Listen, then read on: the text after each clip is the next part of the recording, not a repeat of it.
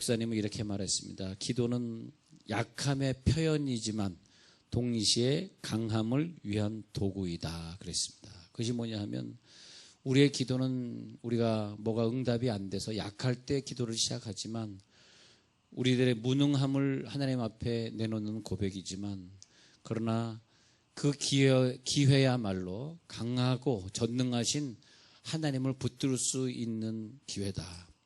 그래서 우리는 연약함을 느낄 때 더 기도하는 것이다. 그렇게 말하고 있습니다. 그래서 일단 우리들이 기도하면 더 강해진 그렇게 변화된 내 자신을 발견할 수 있게 됩니다. 그것을 볼 수 있어요. 그래서 오늘 히스기야의 기도도 보면은 심한 곤경이 있을 때 하나님 앞에 기도한 이 히스기야가 참 기도의 사람이야. 뭐 실수도 많이 하지만 기도를 많이 한 사람. 이스라엘 땅에 가서 보니까 어떻게 인간이 이렇게 할 수 있었을까 할 정도로 참 놀라운 신비로운 걸 봤습니다. 히스기야 터널인데 제가 그 북경에 가서 만리장성을 봤을 때도 이렇게 긴 중국을 동서의 길이를 성을 쌓았는데 말이죠. 적군이 침입 못하도록 동서 간의 길이 성을 쌓았는데 그 만리장성이 얼마나 길었는지 도저히 인간이 상상할 수 없는. 마찬가지로 히스기야 터널은 히스기야가 자꾸 전쟁에 이제 이스라엘이 지니까 왜 지냐 하니까 적군들이 들어와가지고 예루살렘 성을 갖다 포위를 해버리면 이길 자간이 없어요. 먹을 게 떨어지니까 물이 떨어지고 식량이 떨어지니까 다 그런 방법으로 전쟁을 항상 졌습니다. 그래서 히스기야가 저 바깥에 기온샘이라고 하는 샘을 숲으로 가려놓고 거기에서 조금씩 높낮이를 이렇게 놔둬가지고 그 기온샘에 있는 샘이 예루살렘 성 안에 있는 실로암 샘으로 연결되게 땅굴을 팠습니다. 여러분 가능합니까? 제가 보니까 땅굴이 바위더라고요. 바위를 팠어요. 흙을 팠으면 나중에 흙이 또 나중에 물로 다 덮여지니까 안 되니까 다 바위를 팠는데 그 바위를 이렇게 우리가 관광 온 사람들이 그 바위를 이렇게 지나가게 쭉 대를 해서 지나가게 했는데 365일 24시간 물이 흐르고 있습니다. 많이 비가 올 때는 무릎까지 차고 많이 올 때는 허리까지 차는 물이 계속 거기서 흐르고 있습니다. 근데 적군들이 와가지고 쟤네들은 굶어 죽을 거야 해가지고 포위했는데 이젠 다 죽었을 거야 해가지고 조용하길래 예루살렘 성을 갖다가 진격했는데 거기 사람들이 하나도 안 죽고 살아있어가지고 히스기야 시대 때 전쟁에 승리를 하게 됩니다. 그래서 이방 나라 사람들이 어떻게 그 몇 달을 쟤네들 갖다 포위했는데 어떻게 쟤네들 굶어 죽지 않았는가. 근데 숲으로 덮어놔가지고 거기에 샘이 있는지 몰랐습니다. 근데 그 터널을 히스기야가 봤거든요. 그래서 히스기야가 하여튼 대단한 사람이다. 근데 히스기야에게 하나님께서 그런 지혜를 주시지 않고서는 어떻게 그걸 했겠어요.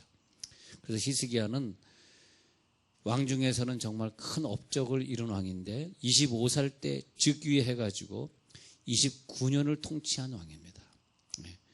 그는 자기 조상들이 우상 숭배했던 제단을 다 헐어버리고 그리고 오직 하나님만을 섬기자. 그래서 종교 개혁을 일으키고 그리고 경제 산업을 크게 번창시켰습니다. 그래서 히스기야가 통치하고 있는 그때에 아수르 왕 사네립이라고 하는 아수르 왕이 침입을 합니다. 또다시 예루살렘을 포위하고 그리고 하나님을 모독하는 가진 말로 조롱하면서 그러면서 오늘 성경에 보면요.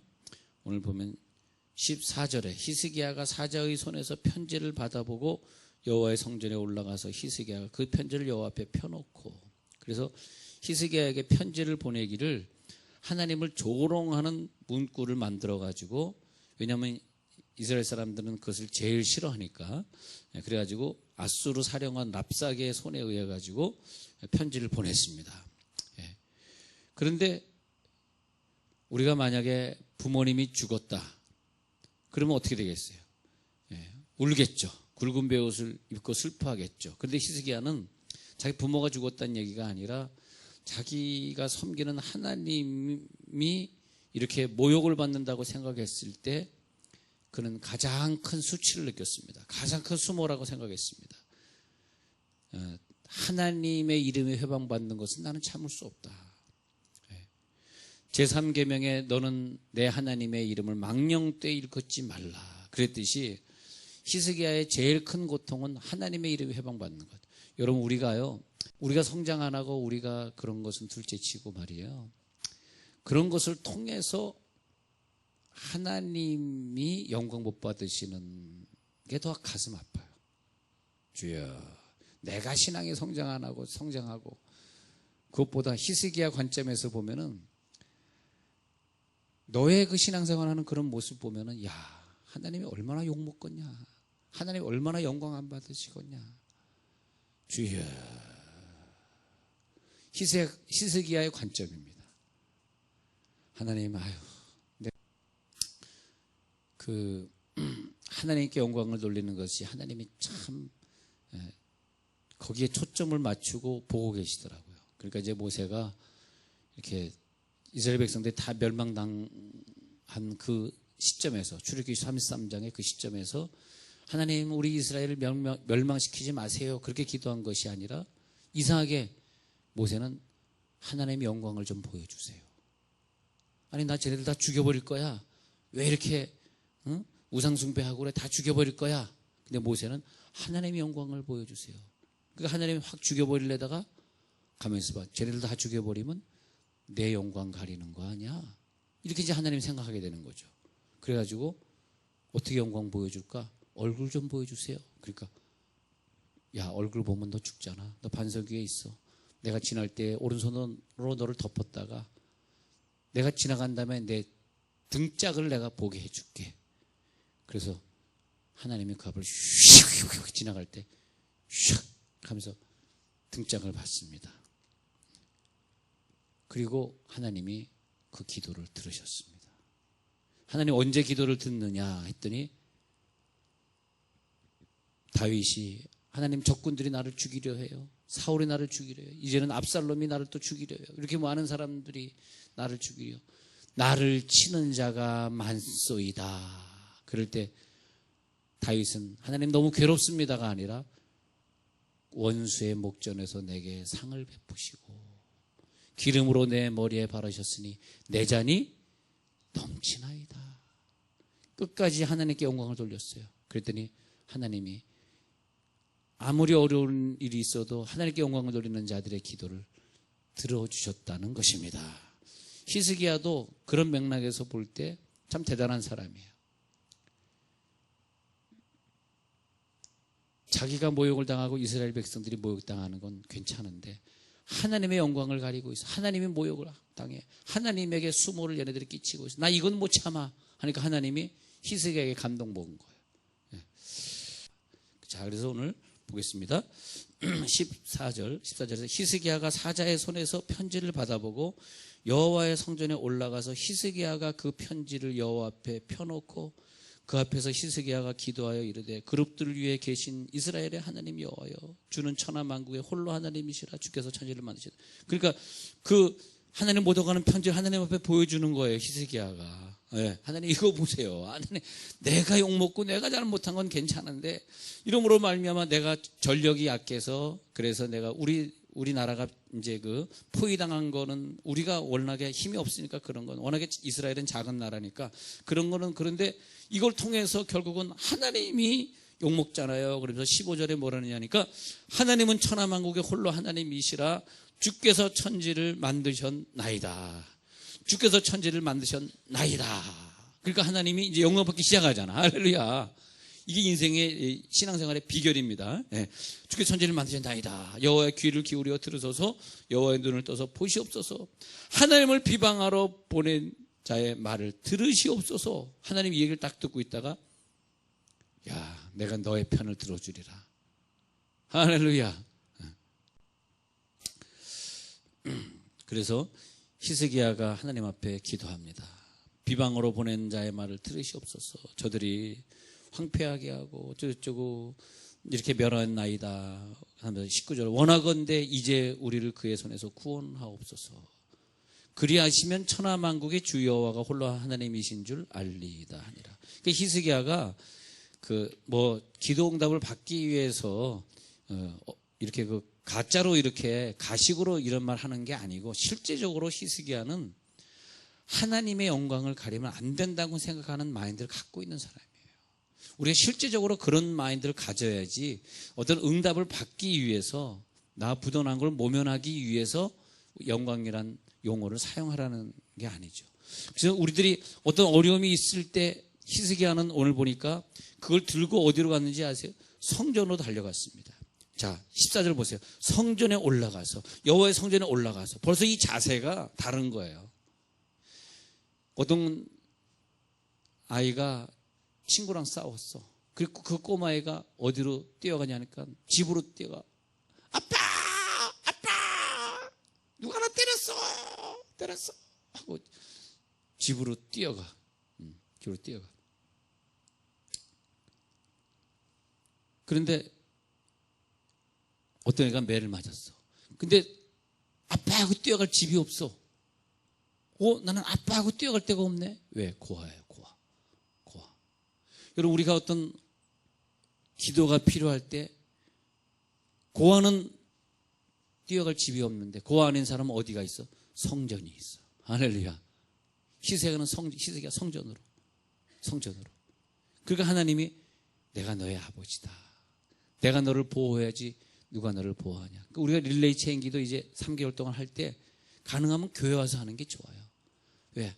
아버지, 하나님, 내가 이런 일이 있습니다. 우리 교회에 이런 일이 있나이다. 우리를 좀 도와주시옵소서 하고 하나님 앞에 그 편지를 펼쳐놓고 기도하던 히스기야처럼 우리가 그저 달려나와야 돼.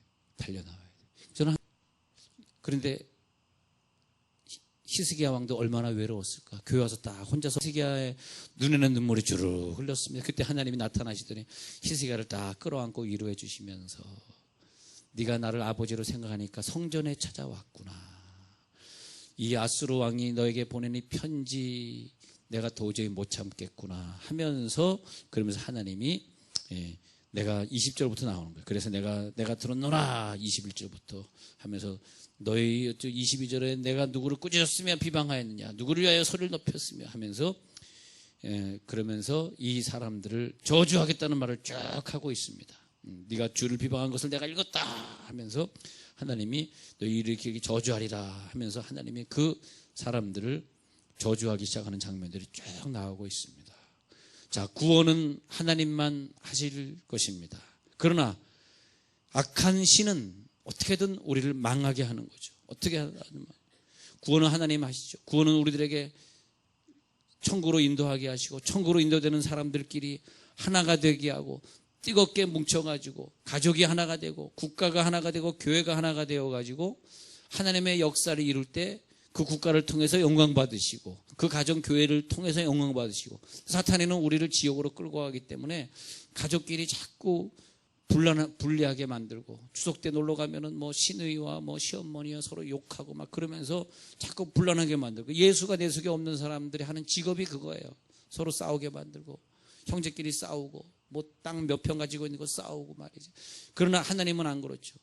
영광 받으시기 위해서 하나가 되게 만들고, 우리가 어려울 때 하나님 앞에 기도하게 하시고, 여러분, 기도의 특권, 감사의 특권, 찬양의 특권을 사용할지어다. 우리는 그걸 사용하고 사는 거예요.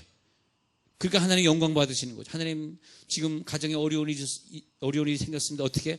하나님 영광을 받아 주시옵소서. 그래서 이제 19절이 나오는 거예요. 우리 하나님 여호와여, 원하건대 이제 우리를 그의 손에서 구원하옵소서.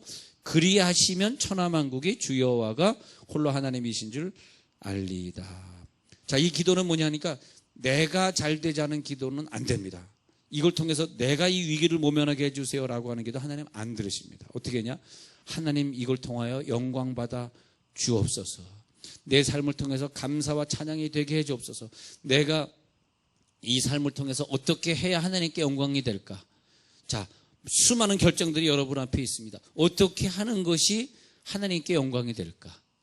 어떻게 하는 것이 주 여호와가 홀로 하나님이신 줄 알리이다. 자, 19절 하고 있어요. 주 여호와가 홀로 하나님이신 줄 알리니. 어떻게 해야 주 여호와가 홀로 하나님이신 줄 알까? 어떤 사람이 행복한가요? 행복한 사람은 기도할 문제가 없는 사람이 아니라 기도를 들어주시는 하나님을 모시고 사람인 줄로 믿습니다. 행복한 사람은 나 이제 다 해결됐으니까 기도할 게 없어. 나 혼자 할 수 있어. 내가 찾을 하나님 난 없어. 난 성전에 가서 기도할 필요가 없는 사람이야. 그 사람이 행복한 것이 아니라 아버지가 있어가지고 아버지를 찾아 달려나올 수 있는 사람. 달려나올 수 있는 사람. 얼마나 행복합니까?